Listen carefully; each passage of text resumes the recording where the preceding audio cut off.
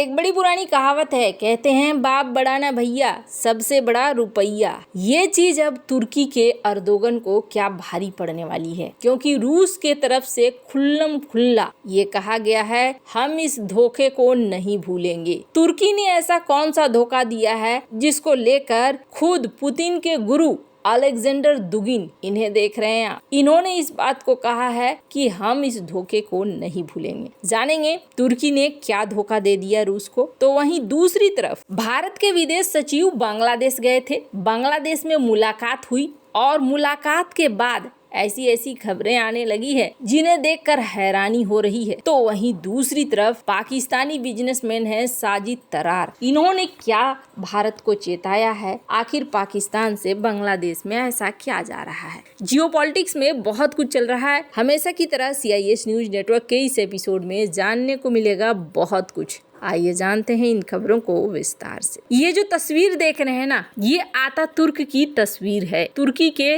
निर्माता। उन्होंने कुछ बातें कही थी और उन्होंने कहा था कि जब भी हमारे डिप्लोमेट्स फॉरेन पॉलिसी बनाए ना, तो वो एक चीज का ध्यान रखे कि वो कभी भी रूस के साथ पंगे न ले, रूस के साथ रिश्तों को अच्छा बनाकर चले। उन्होंने 3 सिद्धांत दिया था और कहा जाता है इन 3 सिद्धांत में एक था कि आप अरब के अंदर घुसने की कोशिश न करिए, उनके मामलों में इंटरफेयर करने की कोशिश न कीजिए। दूसरा था साम्राज्यवादियों का अनुसरण मत करिए और तीसरा था रूस को छेड़ना नहीं। और कहा जा रहा है कि तुर्की ने तो ये तीनों ही काम कर दिया है और इसका गुस्सा अब झेलने को मिलेगा। अभी सीरिया से असद निकलकर भागे। असद तो रूस पहुंच गए और रूस में ऐसा नहीं है कि असद को जो शाही जिंदगी थी वो शाही जिंदगी उनकी पीछे छूटने वाली है, क्योंकि 200 टन का सोना बताया जाता है इनके पास है। इसके अलावे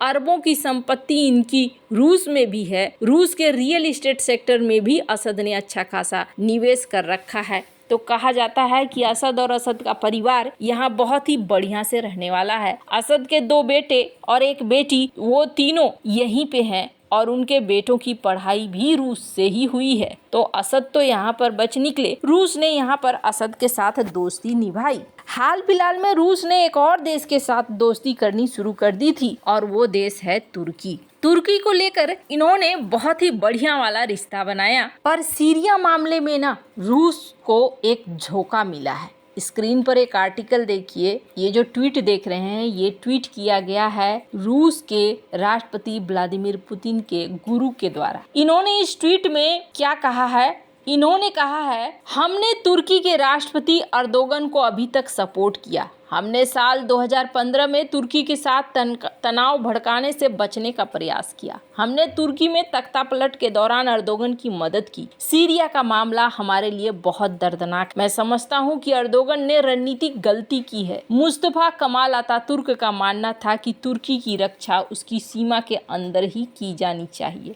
दुगिन ने कहा कि इस्लामाबाद तुर्की का दुश्मन है। इससे अरब क्षेत्र में तुर्की के नेतृत्व को कभी स्वीकार नहीं किया जाएगा। सीरिया में कुर्द पश्चिमी देशों की मदद से अपनी ताकत को मजबूत कर लेंगे। सीरिया में बिना रूस के अर्दोगन ने अपने सबसे महत्वपूर्ण भागीदार और दोस्त को खो दिया। उन्होंने कहा कि रूस और तुर्की के बीच कई तरह के रिश्ते हैं। तुर्की का व्यवहार साफ तौर पर इजराइल के पक्ष में है। ये दुखद है। रूस इतना कमजोर नहीं है जितना कि पश्चिमी देश उसे दिखलाने की कोशिश कर रहे हैं। मैं मानता हूं कि अर्दोगन ने जो अनुमान लगाया है वह अनुमान गलत है। पुतिन के गुरु और रूसी रणनीतिकार ने कहा कि रूस तुर्की को नुकसान पहुंचाने वाला कोई काम नहीं करेगा, लेकिन इस धोखे के बाद रूस से ये उम्मीद करना कि वो संकट के समय तुर्की की मदद करेगा कठिन है। उन्होंने कहा कि समय समय पर समस्याएं आती रहती है। आपको बता दें, दुगिन ये सारी बातें जो कह रहे हैं ये बिल्कुल गुस्से में एक सच है जो निकलकर सामने आ रहा है जो कह रहे हैं ये। दरअसल रूस को यूक्रेन युद्ध के बीच में सीरिया में जो मिला है ना,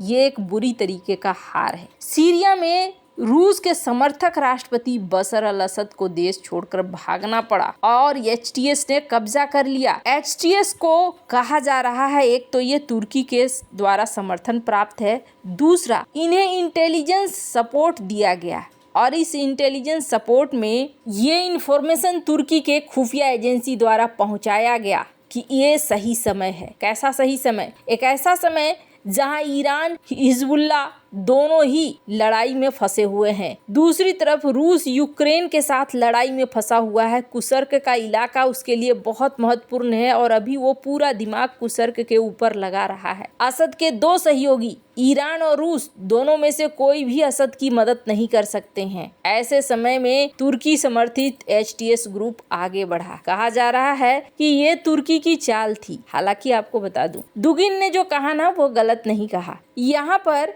आने वाले समय में तुर्की को भी एक बड़ा झटका लगने वाला है और ये झटका कोई और नहीं बल्कि इजराइल देगा। ये बात भी तय मानी जा रही है क्योंकि इजराइल हर हाल में अपने आप को सुरक्षित रखना चाहेगा। ये नहीं चाहेगा कि भविष्य में उसके लिए और भी ज्यादा समस्याएं बढ़े। खैर, जहां एक तरफ रूस के राष्ट्रपति के गुरु यहाँ भड़के हैं और उन्होंने भड़ककर ये सारी बातें कह दी है, तो वहीं दूसरी तरफ भारत का पड़ोसी बांग्लादेश में हाल ही में विदेश सचिव विक्रम मिस्री गए। यहाँ पर इन्होंने बात रखी, इन्होंने अल्पसंख्यकों पर हमले की बात रखी, तो बांग्लादेश ने कहा कि भैया ये सब कुछ तो फेक न्यूज है, गलत है, ये गलत खबरें हैं, हमारे यहाँ ऐसा कुछ नहीं हो रहा है, सब शांति है, सब बढ़िया है। लेकिन वहाँ से उन्होंने एक बात और कही कि शेख हसीना जो आपके वहाँ से बार बार संदेशा भेजती है ना, वो हमें अच्छा नहीं लगता है, उनसे कहो कि हम पसंद नहीं करते हैं। ये सारी बातें होने के बाद विक्रम मिस्री लौट आए। ऐसा लगता नहीं है कि बांग्लादेश और भारत के बीच में जो ये मीटिंग हुई,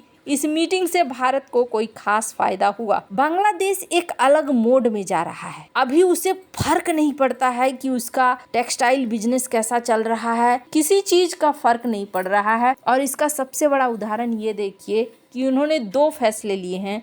स्क्रीन पर एक आर्टिकल देख रहे हैं जिसमें बांग्लादेश ने यूरोपीय यूनियन को कहा है कि आप अपना जो वीजा केंद्र है भारत में रखे हुए हो उसे या तो ढाका में ले आओ या फिर किसी और देश में ले जाओ, हमें वो परेशान करते हैं, हम उनके साथ ये कार्यक्रम नहीं चला सकते हैं। दूसरा स्क्रीन पर एक आर्टिकल देखिए, इन्होंने प्याज और आलू के लिए जो ऑर्डर भारत को दिया करते थे, ये ऑर्डर पाकिस्तान को दे रहे हैं। ये चीजें दिखला रही हैं कि धीरे धीरे ये भारत के साथ रिश्तों को खत्म कर रहे हैं। यहाँ तक तो फिर भी ठीक है, लेकिन अगर इस बिजनेसमैन का कहना सही है तो भारत को चेतने की जरूरत है। साजिद तरार, इस आर्टिकल के अनुसार ये जो पाकिस्तानी मूल के अमेरिकन बिजनेसमैन हैं, इनका कहना है कि जहाँ बांग्लादेश 25,000 टन चीनी मंगवा रहा है पाकिस्तान से, तो वहीं बड़ी मात्रा में RDX भी मंगवा रहा है, टैंक के गोले भी मंगवा रहा है, प्रोजेक्टाइल्स भी मंगवा रहा है। और ऐसे में भारत को चेतने की जरूरत है कि भारत के दोनों ही तरफ बॉर्डर में एक अलग तरह के नारे लग रहे हैं। कहीं भारत के साथ कुछ बड़ा ना हो, इसके लिए भारत को तैयार रहने की जरूरत है। वैसे आपको क्या लगता है, इन सब मामले में आपकी क्या राय है? कमेंट कर जरूर बताएं। जल्द मिलते हैं अगले वीडियो में नई खबर के साथ।